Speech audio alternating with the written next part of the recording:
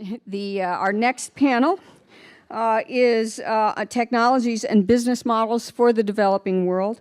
The moderator is Rhonda Van Leeuwen. She is the Executive Director for Energy and Climate Energy Access Initiative Team for the United Nations Foundation, and it's my hope that we have worked out the kinks in the getting our speakers mic'd up. Thanks. Rhonda? Not quite worked out the kinks. Great. Everyone's coming up. Terrific. Thank you. Thank you. And we do need to stay on time, even though we haven't so far at all. But let's give it a shot, ladies. Thanks so much.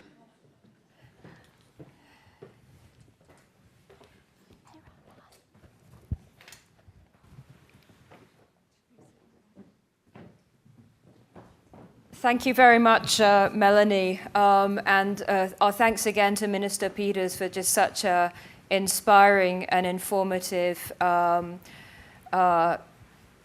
don't know the word, its statement isn't right, speech isn't quite right, rallying cry, I think, is perhaps more appropriate. So before we start, though, just very, very quickly, Minister Peters did say that 1.3 million people around the world still don't have access to electricity. And I just wonder what that means to all of you in the room. So I'd just like you to raise your hands. How many of you grew up in a home that did not have access to electricity?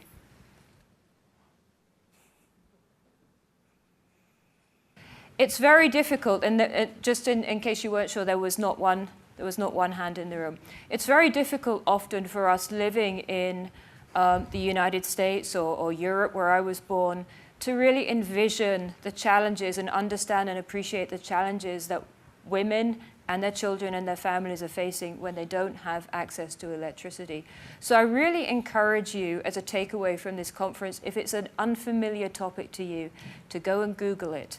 Go and see what people are doing. Go and understand what it means when women are having to search for firewood, risking insecurity, or they're having to light their homes with kerosene lights that actually are really bad for their own and their children's health, or they're having to spend 30% of their monthly income just on their energy needs, so they have to choose between that and being able to feed their family.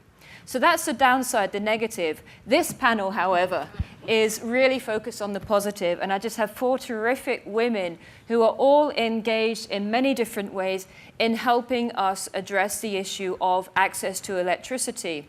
And as you would have heard in Minister Peters' speech, in fact, there's, to use a not very politically correct term, there's many ways to skin the cat. We have grid extension. Many of you are familiar with that. Many of you work on grid issues, as we've already heard this morning. We have microgrids, and for those of you talking in the first panel about distributed generation solutions and the policy issues. In fact, some developing countries are probably further ahead right now in some of the policy issues than we are here at home. So look to developing countries for some of the way that they're leapfrogging in terms of their policy. And we also have decentralized solutions as well, which, as we already heard, are very much part of the mix. So we have a whole range of solutions, and this morning we're going to be hearing short presentations, and I emphasize short because we've been kept on a tight rein, from each of our speakers, showcasing how they are bringing their technology, their skills, into bringing these solutions in developing countries. So I'm joined here by Allison Archambault from EarthSpark International, Alla Jezmir from AES Corporation, Rhonda Jordan, who's just graduated with her PhD from MIT, and Meg Harper, who's a research engineer at the Schatz Energy Research Center.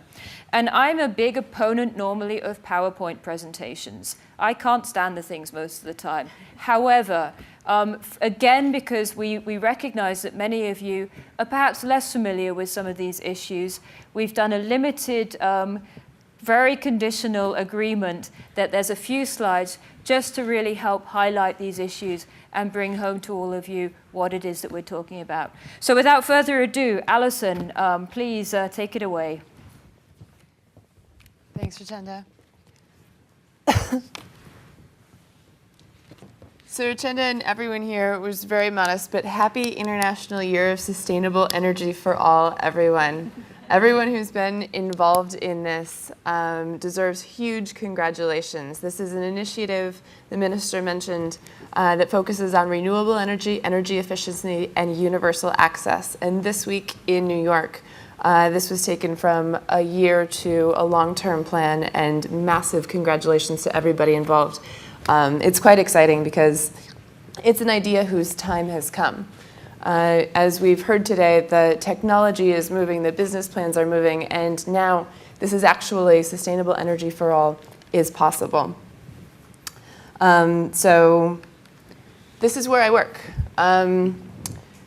Sometimes I've been given the advice that I have to put a line around it because you can't really see Port-au-Prince.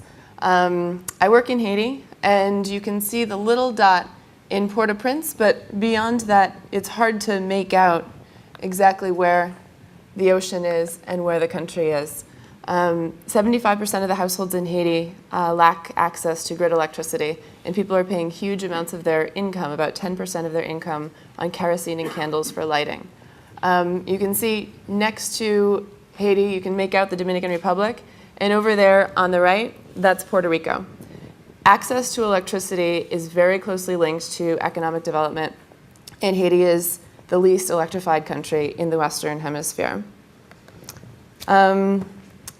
We say, so Energy Pop is our brand, and Ak Energy Pop, Claire Haiti, c'est plop plop. With clean energy, lighting up Haiti is quick and easy. We work on business models that bring high quality energy solutions to off-grid populations in Haiti. Again, 75%. There's a total available market. 55% of households in Haiti are off-grid and paying over $10 a month in kerosene and candles. It's $150 million a year. It's a hard market to get to, so we've developed a bunch of different pathways to the client, or pathways for the client to access this electricity or these services. We heard earlier that technology is not the problem. The technology exists. There's wonderful technology. It's access to this technology that is keeping people from having high quality energy services. And that access is both physical. They need to be able to find these technologies in the places where they live and work, and financial. They need to be able to afford them. And so just very quickly, 3 ways that people in our service territory can now access these high-quality energy services. These are small-scale solar things to replace kerosene and candles. They retail for $10 US in our stores in Haiti. These can be larger solar home systems, as the minister mentioned. And yes, people do want televisions.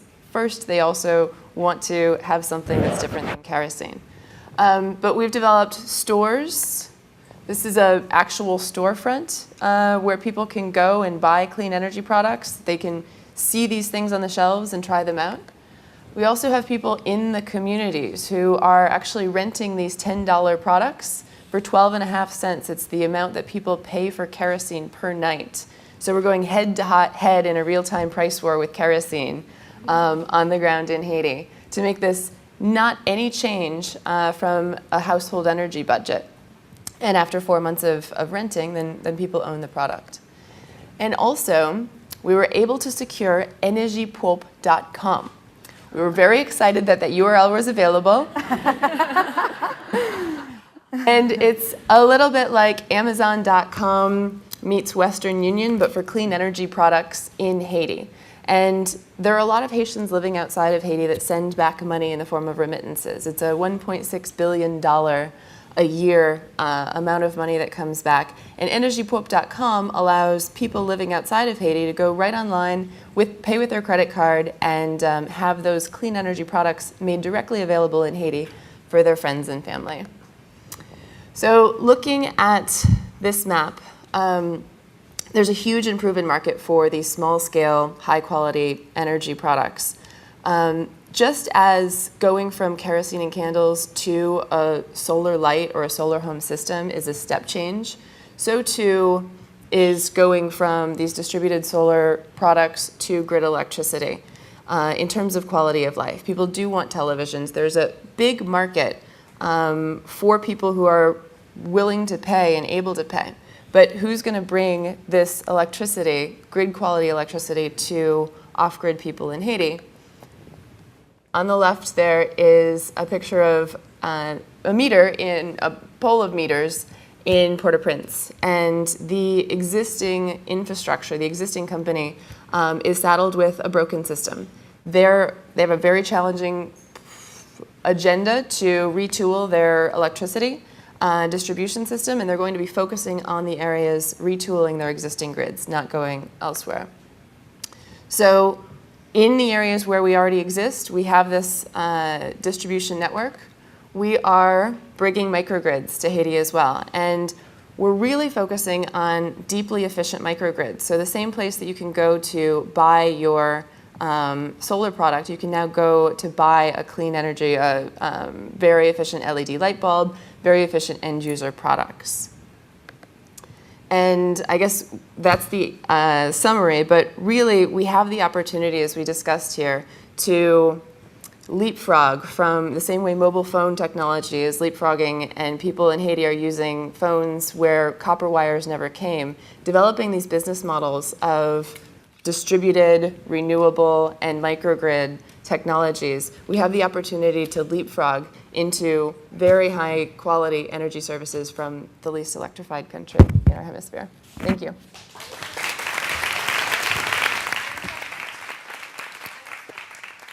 Thanks very much, Allison. Okay, wonderful.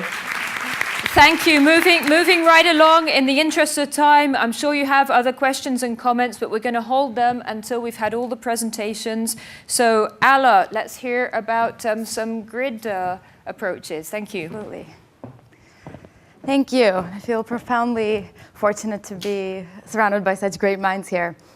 So I'm going to bring the grid side perspective to our discussion here of energy access, since it's a very important component of enabling energy access is the provision of reliable energy services through an efficient electricity grid. And just a quick note that under my other hat, and you'll hear more from my fellow panelists here, Rhonda Jordan, I'm also involved in kind of like the bottom-up approach to energy access through Egg Energy that operates in Tanzania, and Rhonda will focus on that. But let me introduce AES and its business model. It's a Fortune 200 global power company with a workforce of 27,000 people in 27 countries. Our generation businesses have helped energy markets with growing demand meet their supply needs. We have constructed state-of-the-art power plants applying advanced fuel combustion technologies or maximized capacity and availability at existing power plants. In fact, AES excels at taking underperforming plants and refurbishing them, making them more efficient so that a particular plant can have less emissions and produce more power. Our distribution businesses have expanded electricity access to first-time customers in Brazil, Cameroon, and El Salvador. And we also modernize distribution networks to transmit power and heat more efficiently throughout the system and also safely. In terms of financing, as an independent power producer, AES typically relies on project financing for developing new projects. And just a quick note that AES largely operates, unlike some of these other innovations, as part of each market's electricity public electricity grid, and AES also provides power directly to industrial clients. So AES has a broad array of technologies and has a broad geographical footprint. 38% of our generation is gas-powered. 27% relies on renewables such as hydro, solar, and wind. And the geographical footprint spans from Cameroon to India to Argentina, Brazil, and so forth. In a time of limited resources and global economic challenges, AES makes every effort to make the best choices in delivering pragmatic energy solutions that are affordable and accessible. AES has a growing portfolio of renewable generation. In 2005, we launched the wind business, which currently has 1,000 megawatts of operations throughout the world. In 2008, in a joint venture with Riverstone Holdings, AES launched the solar company. which uses utility-scale solar photovoltaic facilities. We currently have 50 projects that total 256 megawatts in 7 different countries. And AES continues to invest in hydro projects as well. AES also works very hard to make our fossil fuel resources more efficient and effective, where they comprise the right energy solution for the particular market that we serve. As an example, in Chile, AES Gener's Nova Renca plant installed a system that basically reduced by 60% the nitrogen oxide emissions from its gas turbine and supplementary burners. I wanted to highlight our energy storage business, which deploys and operates emissions-free capacity projects to help utilities, power markets, and renewable developers improve the flexibility and reliability of the power system, and also unlock value from existing infrastructure. AES storage is technology agnostic. We have a lot of battery-based storage projects, and it uses multiple storage technologies in its portfolio. A storage system can be connected to the grid at any time without burning any fuel, and it can be deployed in less than 1 second. I wanted to highlight our Laurel Mountain project, which is located in West Virginia in the US. And I wanted to highlight it because I think this is the kind of innovation that can make a tremendous impact in the developing world. Basically, it's a 98 megawatt wind project that has 32 megawatts of battery-based energy. And it's in the PJM market in the region in the US. And the project provides regulation services that delivers instantaneous response to grid operators' requests for power, helping match generation with demand. And it also enables the wind facility to smooth out its fluctuation in minute-to-minute output. And this is the kind of innovation that could spread throughout the world. Today, I am primarily focused on the EAS integrated gas strategy. The gas strategy is focused on helping emerging markets in Latin America diversify their fuel mix to ensure sustainability and reliability of power. For example, 2 of our markets, Chile and Brazil, are highly reliant on hydropower. And in wet years, hydro is incredibly reliable. But in dry years, when there's not enough water, not enough reserves, gas can play an important role as a backup for hydro. As AES, we believe that energy security comes from the ability to draw from a range of fuel sources, guided by the philosophy that a diversified fuel platform is the most effective way to secure long-term, sustainable, and reliable power. And the gas strategy has both economic and environmental benefits. By bringing competitively priced gas to countries heavily dependent on oil-fired power generation, as you can see in that chart there on the left, a lot of the Caribbean and Central American countries are highly dependent on oil imports for their energy needs, and oil is much more expensive than gas, and it also exposes these markets to fluctuations in the commodity price. And basically, AES can, by bringing the competitively priced gas, AES can help pass the cost savings to the consumer and reduce environmental emissions. And ultimately, I just wanted, as my last point, to mention that tackling this energy access challenge necessitates a multi-pronged approach, and it will take a combination of community power, of grid-based generation, and distributed generation to ensure that we have sustainable energy for all. And I'm going to pass it on to Rhonda from here.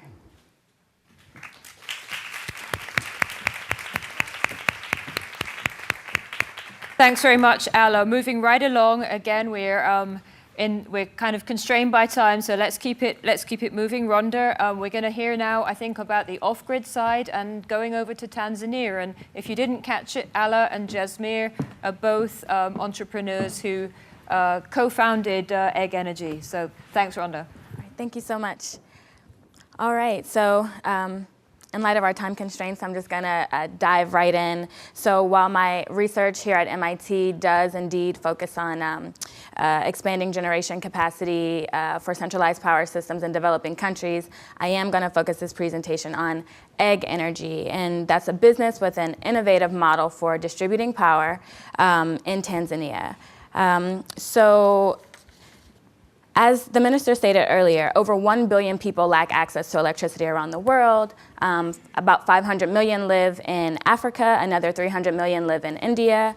And the range of impacts that electricity can have on their livelihoods is tremendous. And I think in general, it's agreed to be a pretty necessary condition for economic development. Now, in Tanzania, only 86% of the population does not have access to power, although many live within a reasonable distance from existing grid infrastructure. Now, this is a last mile distribution problem. It's tremendous. And after being in Tanzania and operating for the past 3 years, we see that it's not really likely to change anytime soon. The cost to connect to the grid for the end consumer is tremendously high. There are bureaucracies associated with extending the grid, and the utility does not have the funding to do so. Even those residents that do have access to power, they report daily and weekly blackouts. So as a result, residents rely on kerosene, AA batteries, and even car batteries to power their small appliances. And so this is it's very expensive to the end consumers there. It's inconvenient, polluting, they're unsafe, so it's detrimental to their health and to the environment. So at Egg Energy, we target 3 major segments: rural homes, low-income urban homes, and small businesses. Now, in Tanzania, about 25 million rural homes don't have access to power. But also surprisingly, about 70 to 75% of urban homes don't have access to the grid either. So as you'd expect, there are many small businesses that also don't have access to power, and the productivity gains that they would achieve with power would be tremendous. So what Egg Energy does is, I'm actually going to move on through my slides. This was all about my research, but so what Egg Energy does, here's a graphic of our business model. We take power from the grid or off-grid solar, and we package it into small, portable, rechargeable batteries. Each battery is about the size of a brick, and it lasts 4 to 6 days in a typical Tanzanian home. Each battery is rented to our customers in exchange for a subscription fee. And while they have an active subscription, customers can exchange their depleted batteries for a fully charged battery at any time at a nearby Egg Energy charging station or a swapping station. So basically what we're doing is we're building a virtual grid battery by battery. And so as this graphic shows, the model includes 4 major components. We do customize electrical installations for our customers. We charge the batteries, we're swapping the batteries, and we also distribute the batteries to local entrepreneurs that partner with us. They'll do the swapping for us, but the idea is that they're going to be closer to our consumers that are spread throughout the country. And so we really try to offer a comprehensive service. We sell appliances like LEDs, cell phone chargers, radio adapters. We also have recently begun to sell solar lanterns. We also install and maintain solar home systems for our customers that can actually afford the solar home systems and that have larger energy needs. So we try to target, different parts of the market in terms of segmentation. And so ultimately, I have one more graphic. The idea is that our customers go from low quality, polluting, expensive energy sources to a modern, clean, and affordable energy service. In this picture, you can see it's a snapshot of the same home where on the left they're using a kerosene lamp, and on the right you see the overhead lighting that you get with our electrical installations. And ultimately, our consumers, they're saving on their energy expenditures each year, as well as we're reducing CO2 emissions per household by about 80%. So Egg Energy, we add tremendous value to the lives of our customers. But the thing about it is that we face a number of challenges. But if I had to kind of simplify what those challenges are, I would say they lie in the area of financing, and then the second area is knowledge transfer or knowledge sharing and advocacy. So just speaking really briefly on our first challenge. So as an early stage company looking for funding, not many people are familiar with this space. We've needed in the past more early stage experimentation funding so that we can actually try out different pricing points in different areas of Tanzania. And also there's been a lack of large company funding. So we've gained money or earned money through business plan competitions, grants from USAID, National Geographic, partnership through Alstom. But large company financing has been lacking. In terms of knowledge transfer and advocacy, in this space, it's difficult to get a hold of best practices and what has worked. So for instance, with us, we have a sales team that is working very, very hard on the ground to sell our products, to get new customers. And it would be good to know what have been the successful practices in the past, in this space, in this context. Additionally, sharing information on the willingness and ability of consumers to pay throughout the different regions in the country, understanding the existing distribution networks and channels, as well as gathering information on local financing mechanisms for our consumers. That information exists, it's out there, but it's hard to get when you move into this space. And so it would be good to have a group that advocates for us and one that gathers this knowledge on best practices. So we are very grateful for the work that's being done by the Energy Access Practitioners Network. And so Egg Energy definitely looks forward to working with the group as we continue to roll out our operations in Tanzania. So I'll stop there.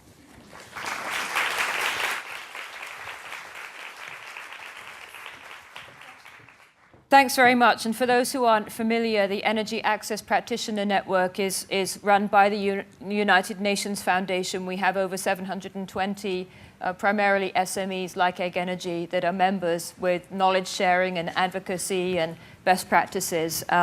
We're now turn it over to Meg for a succinct presentation on the work in Bhutan. Excellent.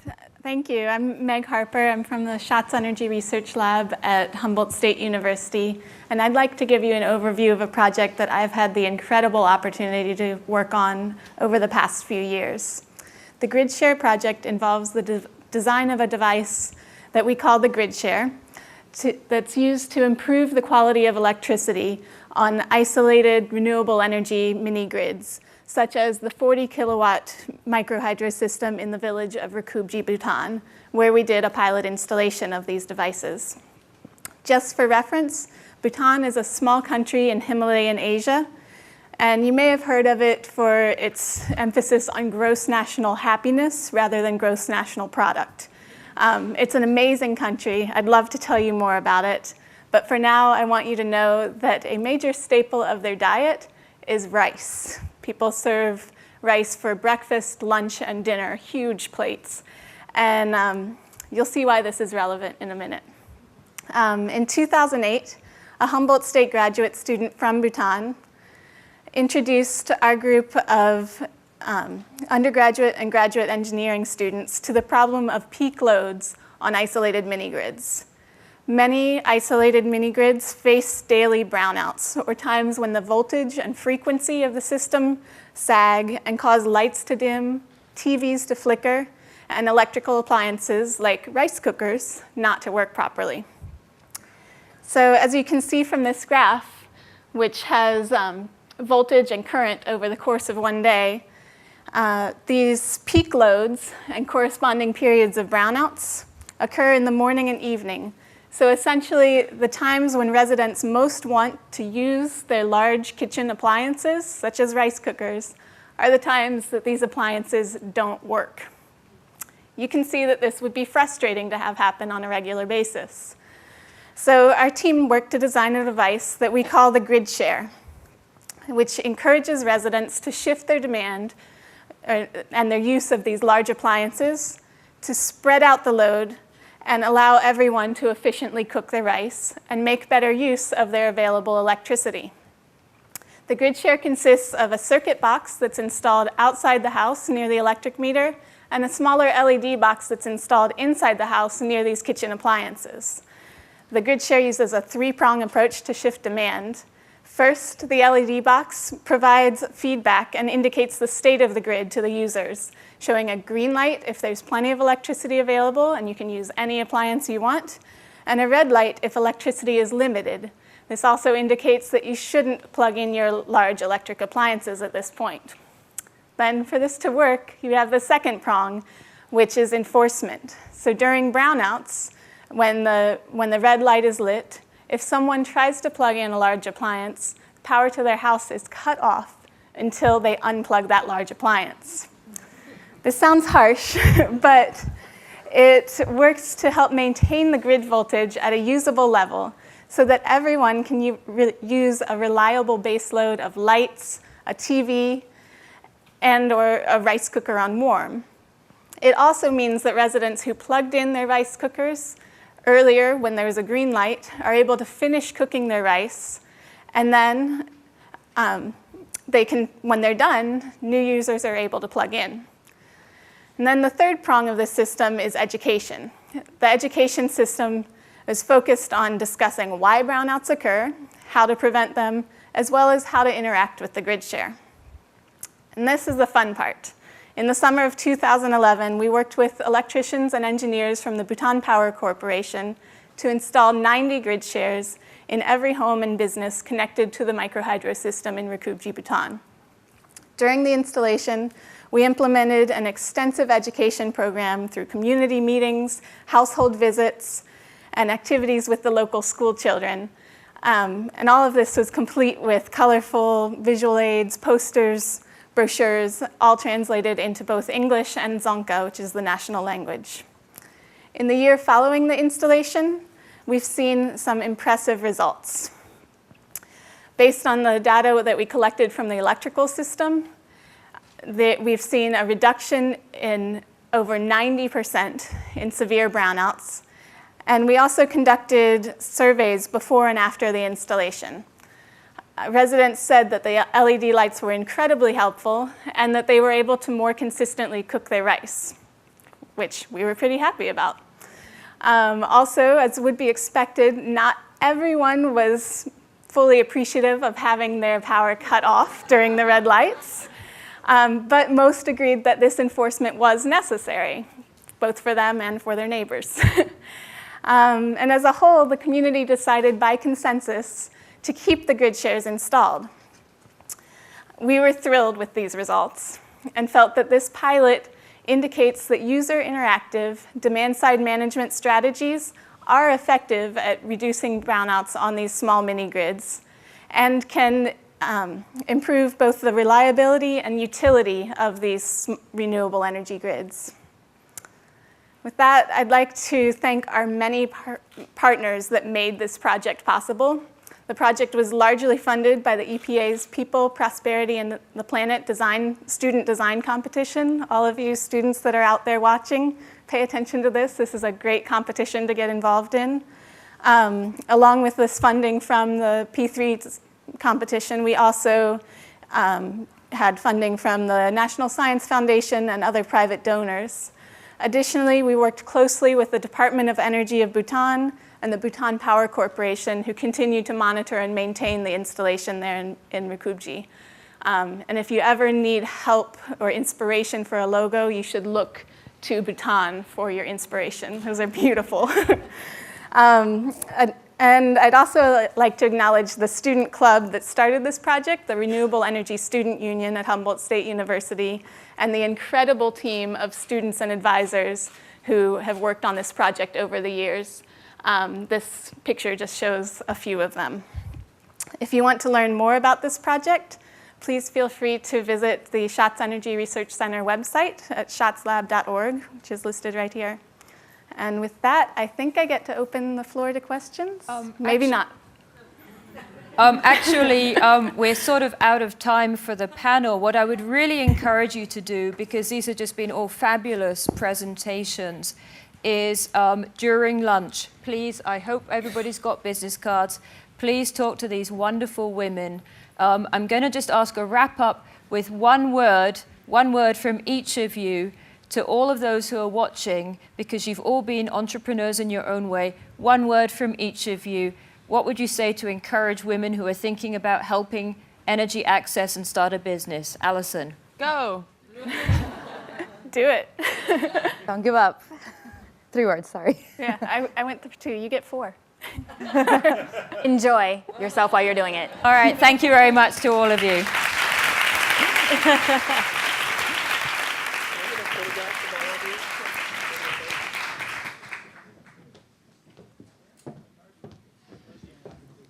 Thank you all. These young women are incredible. I feel like I wasted my youth when I watched them. I was going steady or something stupid like that. We're going to have a break. It's a half-hour break. I'd like to try and shave a little bit of that time off, although Rhonda has done an incredible job giving us back some time, so really appreciate that. And this break is to look at the student posters that are out in the area outside. There are 8 of them. I hope you can make it to all of them. You have ballots inside your packages, and there are ballot boxes at the reception desk and where you picked up your packages, so you can drop your ballots there. We won't ask for identification. We are going to announce the winner of the poster session at the reception immediately following this event. There is a $1,000 prize associated with it. So it's important to the students who are participating. We appreciate their help. And I would ask that the award winners and presenters come back in here 5 minutes early, about, I don't know, what time? At about 12:10. Okay, if you all could come back in here and we'll go through a little choreography about how that's going to work. Okay, so thank you, and enjoy the posters. Thank you.